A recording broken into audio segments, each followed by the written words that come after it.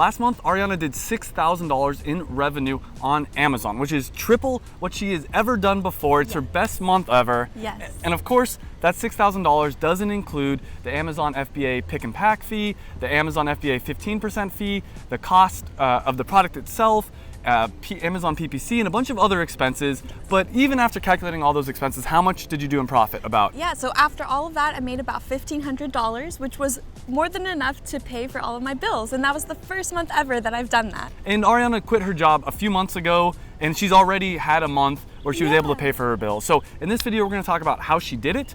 Then we're gonna talk about the biggest mistake she made. And this is a huge mistake that she made during the Christmas season. And then finally, we're gonna talk about her goals and both of our goals for 2020, but specifically what she plans to do in 2020 to keep the momentum going. So first off, let's talk about how did you do it? How did you have a record month? Obviously, I know a little bit, but yeah. Yeah, so one of the biggest things was having a coupon on Amazon. So during the holiday season, everyone's spending a lot of money anyway. So to give them a bit of a discount, I think really prompted them to actually buy the product for someone. So on Amazon, I had, I think, a 5% off coupon, and I would let people know about this. So I'd use Instagram to let them know of the coupon. I'd send out email. So I have an email list that I collected from when I did my Kickstarter a couple of years ago. So I emailed all those people just as a reminder, like, hey, if you have someone to give a gift to, I have a coupon for you. And I would send them about an email a week, I think it was. So yeah. So this is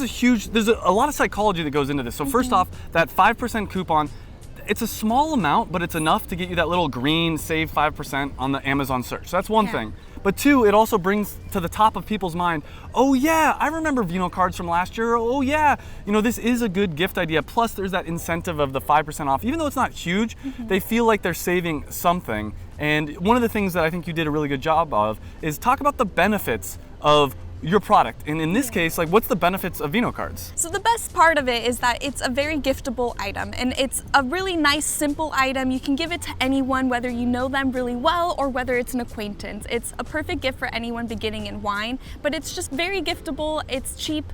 It's usually under like $30, so a lot of people kind of have a limit of how much they want to spend on a gift, so it's very affordable. And one thing, she did a video where she talked in depth about this that she highlighted really well in that video is, you're not trying to necessarily impress the person that's getting the gift. You're trying to impress the person that's buying the gift for someone else. So when you're thinking about the benefits of your product, think about how it's gonna make the person buying the product and giving it as a gift, how it's gonna make that person feel.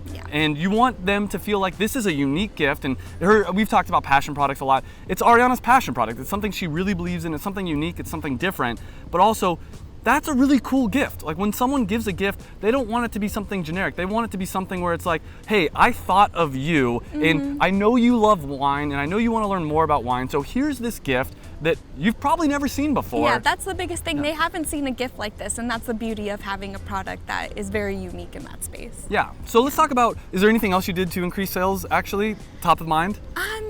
Amazon PPC, I will mention this. Yes. She's been spending I've been helping her, and she's been spending a little bit of time with Amazon PPC, which is a very powerful tool. It's probably, of all the different marketing options, except for maybe email and retargeting, it is one of the best ROI. You spend $1 on Amazon PPC, you're gonna make $3 if you're doing it properly. Any thoughts on Amazon PPC? I think it works great, just everything that you said basically. But yeah, I think those are the main things, are just the PPC, reaching out to people over email and providing some sort of discount to really entice them to buy it. And those are the things that got me to where I was. One thing that people make a mistake about is there needs to be some kind of scarcity. There needs to be something with like a deadline. Hey, you're gonna get 5% off up until Christmas. And that's the fuel. And I'll put a diagram here. But basically, if you're trying to sell something online, there needs to be a few different elements. There needs to be an offer, that's whatever unique product you have, but there also needs to be some kind of a deadline, some kind of a scarcity, some kind of incentive to get people to act. Because we've all been in this situation where we're like, oh, that's a really cool product. I'm gonna buy it tomorrow. I'm gonna buy it the next day. But if there's a deadline, it's like, I gotta do it today. That's why, like with my course, I open it up for a week, and at the end of the week, if you haven't joined, too bad. You gotta wait another few months before you join. It's all about this idea of you need to act now. So let's talk, anything else you wanna add? Or?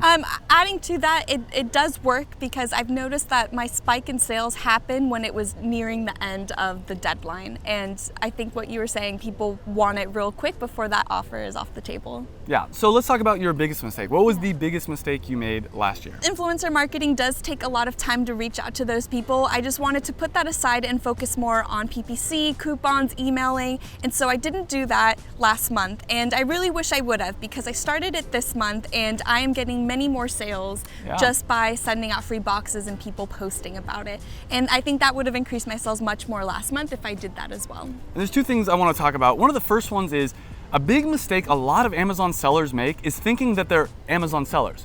If you sell on Amazon, you're not just an Amazon seller. I mean, some people are. If you're doing private labeling or boring things like that, where you just slap your brand on something and the only platform you're selling on is Amazon, then you are an Amazon seller. But what you need to start thinking about is, I have a cool, unique product. I need to get it in the hands of influencers. I need to get it in people podcasting. I need to get it all over the place, because people don't just buy things off of Amazon. They hear about something on a podcast, they see something on Instagram or on YouTube, and then they go buy a product. The second thing I do want to mention is, of course, because it's Q4, because it was December, Ariana did have a spike in sales for that month, and it's not gonna probably continue. I mean, it's January right now. It's probably not gonna continue completely into January, but that brings us to the next topic, which is your goals for 2020. And specifically, you had one really big accomplishment lately I'd love for you to share. Yeah, so my focus has been wholesale as well. I wanted to put Vino cards into a winery, into a boutique of some sort. Wine shops, like all that kind of stuff. And so I reached out to some wineries across California, and someone in Northern California agreed to hold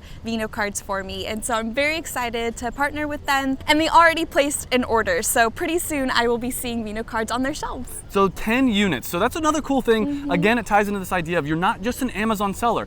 If you are doing private labeling, yeah, it's gonna be hard to wholesale products. Not impossible, but hard. But when you're doing a passion product like Ariana is, she's able to get it into this wine shop. And that's a huge congratulations. Massive. Thank you. 10 units at a wholesale price. She made about $70 from that, that's what I told her. I'm like, in this one transaction, you made $70. Cash money. Yeah. So that brings us to the biggest goals, or your goals for 2020. And I know one of them is wholesale. Like, what else do you have in mind? Yeah, so wholesale, because I want to get more visibility on the product, just like actually out in the real world versus on Amazon.